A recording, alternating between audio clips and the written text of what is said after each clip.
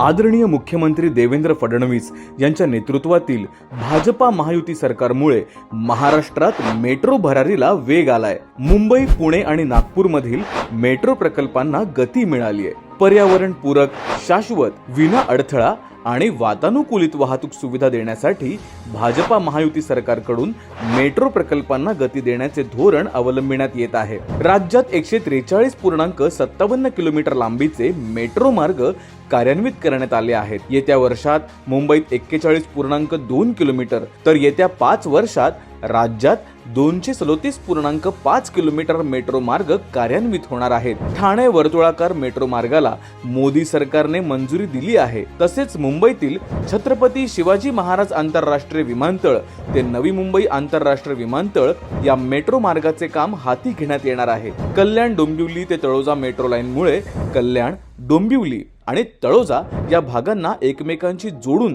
प्रवास अधिक सोयीस्कर आणि वेगवान होणार आहे। मुंबईसह राज्यातील इतर भागात म्हणजे पुणे आणि नागपूर मेट्रोची कामेही प्रगती पथावर आहेत। आदरणीय देवेंद्र फडणवीस यांच्या नेतृत्वातील महाराष्ट्र विकासाच्या दिशेने वाटचाल करत आहे।